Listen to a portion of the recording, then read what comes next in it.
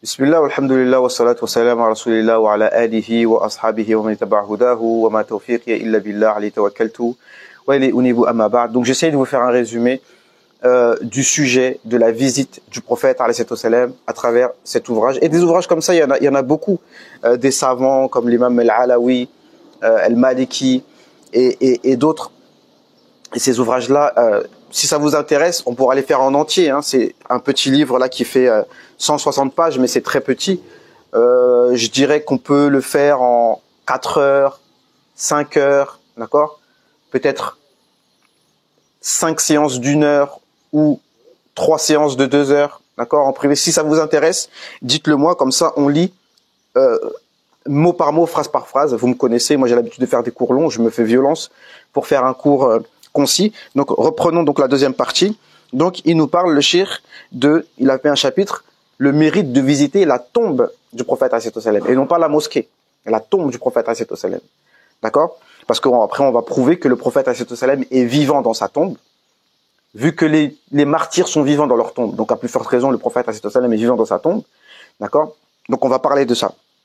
Donc on le visite. Et il y a aussi une autre preuve par rapport à ce qu'on disait dans la vidéo précédente, c'est que Sayyidina Isa alayhi salam, il va venir visiter le prophète alayhi salam, il va lui passer le salam et le prophète sallallahu alayhi wa sallam va lui répondre, yani à voix haute. Il va lui répondre à voix haute comme il est dit dans un hadith authentique. Non. Donc l'imam Taqi as-Subki, dans son livre Shifa as-Siqam, dans lequel il a répondu à Ibn Taymiyyah par rapport à son avis isolé du fait de dire qu'on ne doit pas visiter la tombe du prophète. Donc il a recensé tous les hadiths qui parlent du mérite de visiter la tombe du prophète. Et aussi, il va parler du hadith qui dit que il ne faut pas voyager que pour 3 mosquées. Donc là, ça parle des mosquées. Ça veut dire qu'on ne doit pas voyager pour visiter que 3 mosquées. Donc là, ça parle des mosquées et non pas des tombes. Ça n'a rien à voir avec les tombes. Donc déjà, Ibn Taymiyyah, il est hors sujet sur toute la ligne. Parce que là, on parle de visite, parce que quelqu'un disait de prier sur le mont Tour, là où il y avait Sayyidina Moussa. Et c'est là que le hadith a été cité. Non. Le prophète sallallahu alayhi wa sallam a dit, on voyage que pour 3 mosquées. La mosquée de la Mecque, Haram, la mosquée de Jérusalem, Quds, et ma mosquée de Médine. Sinon, le reste, il n'y a pas de mosquée qui a une valeur particulière où les prières seront multipliées. Mais là, il parle des mosquées, il ne parle pas des tombes. Et ça aussi, on en reparlera, c'est tout un sujet. Il y a plein de détails que moi-même, je ne maîtrise pas à 100%. Mais si ça vous intéresse aussi, on va faire des séminaires sur ça, Inch'Allah. Donc, il a réuni tous ces hadiths. Et je voudrais dire, donc il y a un article que j'ai pas encore lu, mais dont le sujet c'est par rapport à la ressemblance avec les juifs. Parce que les juifs aussi, ils ont, dans certaines sectes parmi eux, le fait de dire que, attention, il faut pas vouer des cultes d'adoration aux saints, etc., etc.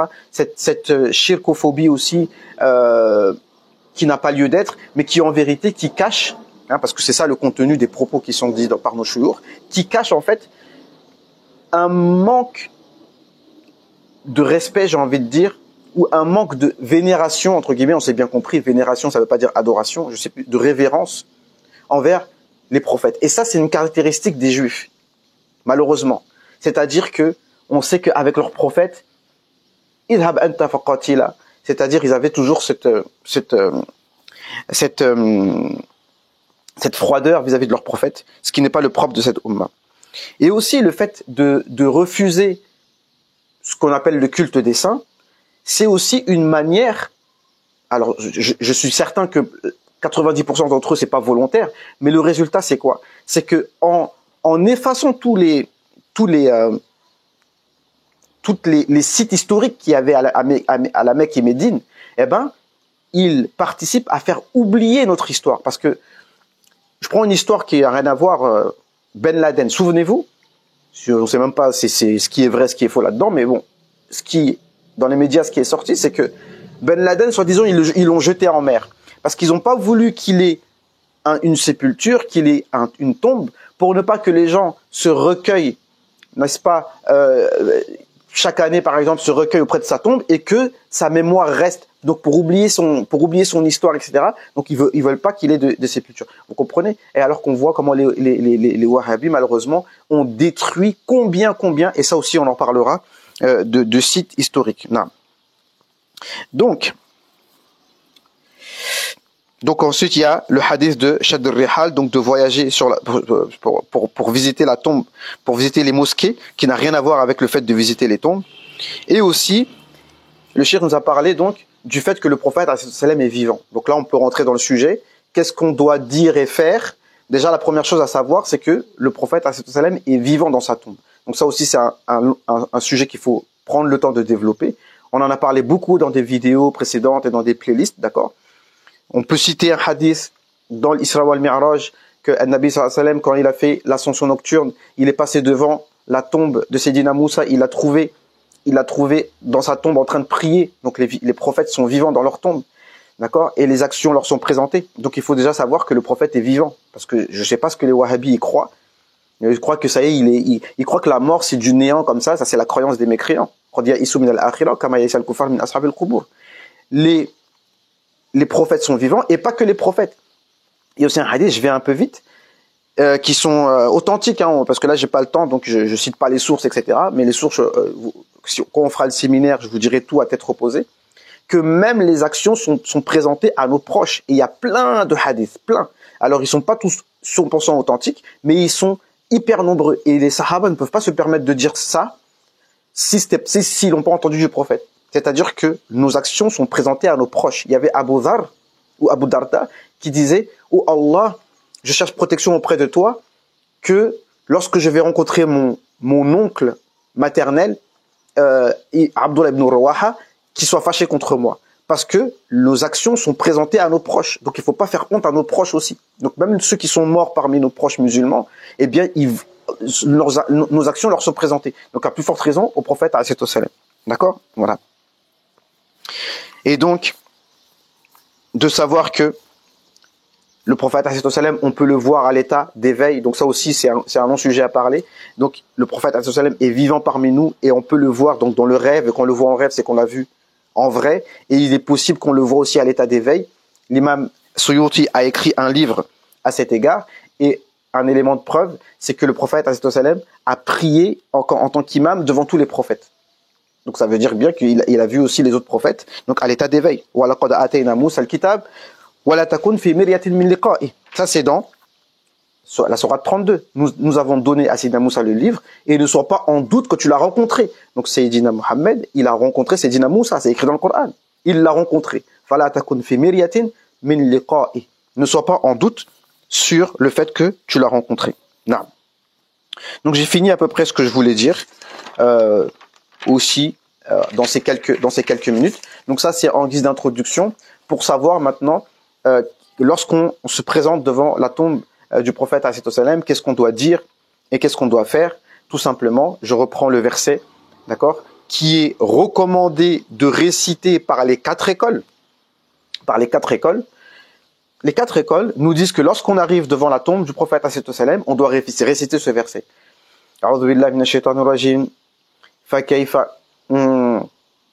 ولو أنهم إذ ظلموا أنفسهم جاءوك فاستغفروا الله واستغفر لهم الرسول لوجدوا الله توابا رحيما.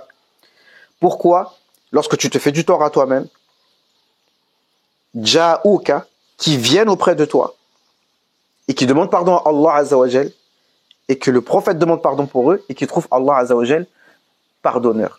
Et il est cité par les fuqaha que prier sur le prophète alayhi salam devant lui, ça a plus de récompense que de prier sur lui partout, n'importe où, sur la planète. D'accord? Et plein de paroles à ce sujet-là. Donc il va falloir qu'on en parle, qu'on traite ce sujet-là, hein, parce qu'en ce moment, au mois de décembre, machallah, beaucoup de gens sont à la Umrah, mais malheureusement, ils ne profitent pas vraiment de cet endroit, comme les musulmans l'ont toujours fait à travers les siècles. D'accord? Donc, Inch'Allah Ta'ala, il faut faire revivre cela, parce que c'est de ça qu'on a besoin. Aujourd'hui, la Ummah est dans une situation très compliquée, et comme on le répète toujours, si on met un Nabi sallam devant nous et qu'on revient au vrai islam, à la vraie conception des choses, et que on fait le tawassul istighatha, bon, c'est pas un pilier de l'islam non plus, mais en tout cas, c'est quand les musulmans ils étaient comme ça que Allah Azza wa Jal nous a élevés. Parce que on pose toujours la question, depuis que les Wahhabis, depuis 300 ans presque, ils ont pris, ils ont colonisé la Mecque et Médine, dites-nous, quelle est la situation des musulmans depuis 200 ans, 300 ans? Dites-nous. Et alors qu'avant ça, pendant 1000 ans, alhamdoulilah, c'était pas tout rose, mais on était les maîtres du monde et quand on avait ces croyances-là. D'accord? Donc aussi, la croyance que nous avons, elle joue sur notre situation. ذلك بأن الله لم يكن مغيرا نعمة أنعمها على قوم حتى يغيروا ما بأنفسهم. Ceci parce que Allah ne change pas et n'enlève pas le bienfait d'un peuple sans qu'ils changent ce qu'ils ont en eux-mêmes. Et dans un autre verset, Inna Allah la yughayyiru ma biqawmin hatta yughayyiru ma bi anfusihim. Allah ne change pas l'état d'un peuple tant qu'il ne change pas ce qu'il y a en eux-mêmes. Et en nous-mêmes, on doit avoir quoi? Allah, avec la vraie conception. Quand je dis en nous-mêmes, ça veut dire la vraie conception d'Allah Azza wa Jal, pas qu'Allah est en nous, bien évidemment. D'accord? Allah n'est pas dans un endroit, mais qu'on ait la vraie croyance sur Allah Azza wa Jal et qu'on ait le prophète sallam en nous, c'est-à-dire wa'alamu anna fikum rasulallah, sachez que parmi vous est le messager d'Allah, avec la compréhension des vrais musulmans sunnites qui savent que le prophète est par contre à tous les endroits par son âme et qui peut se manifester à tous les endroits et qu'il est avec nous.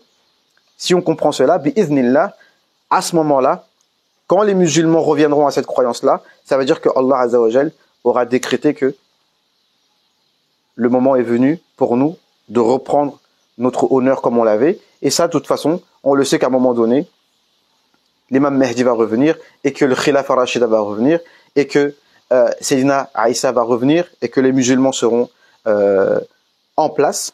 Ça va venir, ça c'est sûr, on le sait. Mais on le sait aussi que les causes, c'est ça. C'est d'avoir cette vraie croyance. D'accord? Voilà. Donc, barakallahu fikum. Et donc, je vous dis, Inch'Allah ta'ala, à la prochaine pour une prochaine vidéo courte. Et barakallahu fikum. Jazakumullahu khairan. Et n'oubliez pas de soutenir le financement du Merkez. On a toujours des objectifs financiers qu'on n'a pas encore atteints. Et n'oubliez pas, Inch'Allah, de participer à la cagnotte sur Cotizop qui est toujours là.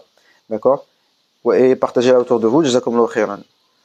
Je vous dis, assalamu alaikum wa rahmatullahi ta'ala wa barakatuh.